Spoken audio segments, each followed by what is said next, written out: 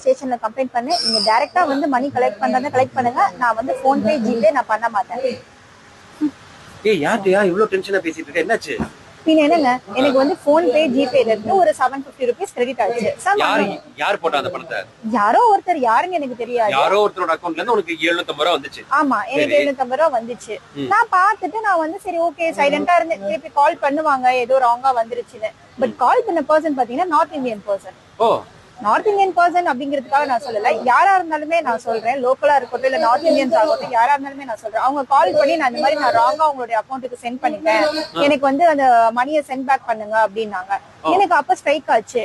GPay போன்பேல வர amount நான் திருப்பி ஜிபே போன்பேக்கு எதுக்கு நான் அனுப்பணும்?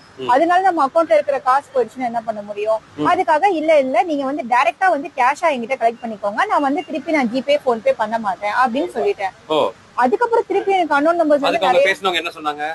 அவங்க நான் சொல்லிட்டு நான் காலை கட் பண்ணிட்டேன். அவங்க ரிப்ளை எதுவுமே எனக்கு வந்து நான் பேச விடல. பிகாஸ் அவங்க ஹிந்தில பேசினாங்க, அவங்களுக்கு லாங்குவேஜ் இஷ்யூவும் இருந்தது. நான் சொல்லிட்டு நான் கட் பண்ணிட்டேன். அதுக்கப்புறம் திருப்பி எனக்கு அன்னோன் நம்பர்ஸ் வந்து கால்ஸ் வந்துட்டே இருக்கு, தொடர்ந்து வந்துட்டே இருக்கு. இந்த பர்టిక్యులர் 750 ரூபாய் இந்த 750 ரூபாய் அனுப்ப சொல்லி, அதுவும் ஹைதராபாத்ல இருந்து திருப்பி வருது.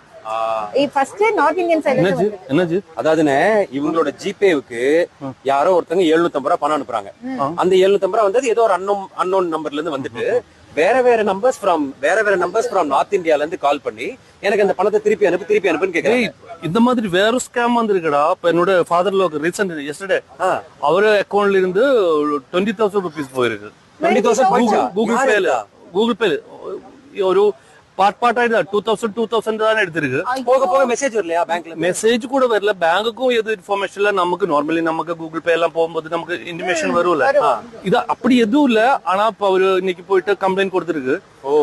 செக் பண்ணும்போது எப்படி இந்த ஸ்கேம் நடந்துருக்கு கூட கண்டுபிடிக்க முடியல. சோ நிறைய இஷ்யூஸ் இப்ப போயிட்டு இருக்கு. சோ எல்லாரும் ரொம்ப கேர்ஃபுல்லா இருக்கணும். ஆமா கண்டிப்பா எல்லாருமே ரொம்ப உஷாரா இருங்க. ஏன்னா நீங்க வந்து ஐயோ பாவம் என் ஃப்ரெண்ட் ஹாஸ்பிட்டல்ல இருக்கான், அது எமர்ஜென்சி மணி அப்படின்னு சொல்லி என்கிட்ட கேக்குறாங்க. பட் நான் வந்து அதுக்கு சிம்பத்தியோட நான் வந்து ஓகே பாவம்னு சொல்லி அனுப்பியிருந்தேன்னா அந்த லிங்க் மூலியமா நம்ம அக்கௌண்ட்ல இருக்கிற பணம் போறதுக்கான சான்சஸ் இருக்குன்னு சைபர் கிரைம்ல இருந்து எனக்கு சொன்னாங்க.